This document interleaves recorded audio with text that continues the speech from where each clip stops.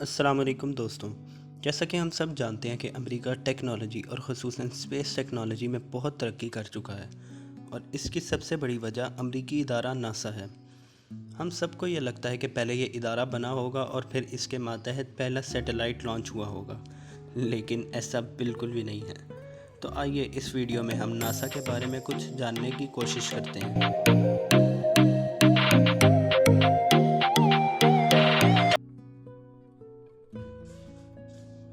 29 जुलाई साल 1958 ये वो दिन था कि जब अमेरिका के सदर eisenhower एक एक्ट पास करते हैं जिसे national aeronautics and space act of 1958 का नाम दिया जाता है।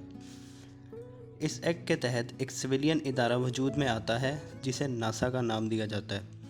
दरअसल इस इदारे का मकसद स्पेस में अमेरिका की मुख्तलिफ सरगर्मियों को कोऑर्डिनेट करना था।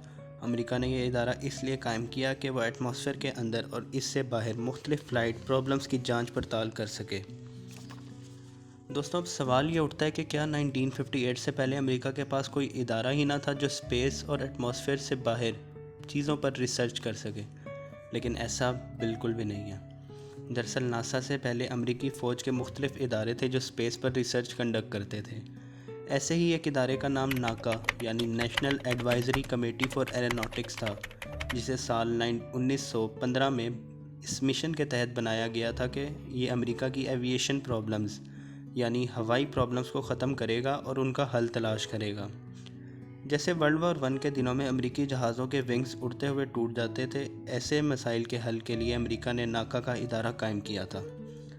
साथ ही दोस्तों, आपको ये बताते चलें कि वर्ल्ड वॉर 1 में अमेरिका के पास सिर्फ 23 जहाज़ थे, जबकि इसके मुखालिफिन यानी फ़्रांस के पास 1400, जबकि जर्मनी के पास 1000 और ग्रेट ब्रिटेन के पास 400 जहाज़ मौजूद थे, जिसकी वजह से हवाई महाज पर अमेरिका बुरी तरह नाकाम रहा था।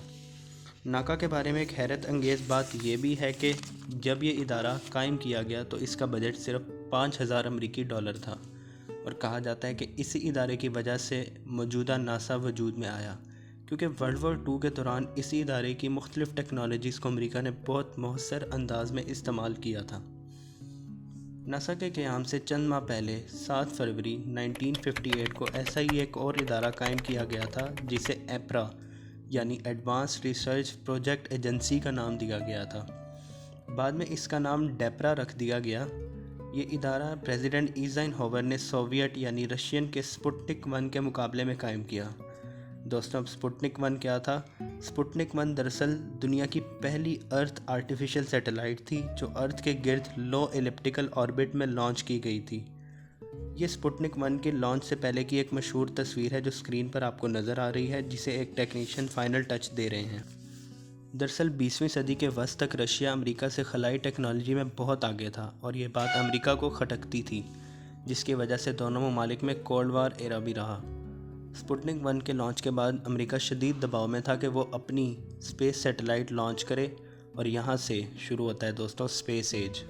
रशिया के स्पुतनिक 1 के जवाब के तगदों में अमेरिका ने सिर्फ 4 माह बाद यानी 31 जनवरी 1958 को कामयाबी के साथ अपना पहला स्पेस सैटेलाइट एक्सप्लोरर 1 के नाम से लॉन्च किया। इसे जूनो 1 भी कहा जाता है क्योंकि जूनो 1 वो रॉकेट था जो इस सैटेलाइट को स्पेस में लेकर गया था। हकीकत में एक्सप्लोरर 1 अमेरिका की आर्टिफिशियल सैटेलाइट को स्पेस में भेजने की दूसरी काविश थी, क्योंकि इससे पहले अमेरिका की मिलिट्री ने वैनगार्ड नामी एक सैटेलाइट लॉन्च की थी, लेकिन ये सिर्फ 4 फीट यानी सिर्फ 1.2 मीटर की उड़ान के बाद ज़मीन पर गिर गई। तो दरअसल दोस्तों, वैनगार्ड नामी ये प्रोजेक्ट नाकाम हो चुका था। तो ऐसी छोटी छोटी काविशों से अमेरिका ने नासा जैसा एक अजीम इदारा कायम किया और इसमें कोई शक नहीं कि नासा के डिफरेंट मिशंस की वजह से हम स्पेस को मज़ीद एक्सप्लोर कर पा रहे हैं। तो ये थी आज की वीडियो दोस्तों। उम्मीद है ये वीडियो आपको पसंद आई होगी। तो मिलते हैं नेक्स्ट वीडियो में, तब तक के लिए अल्लाह हाफिज़। Tip of the day.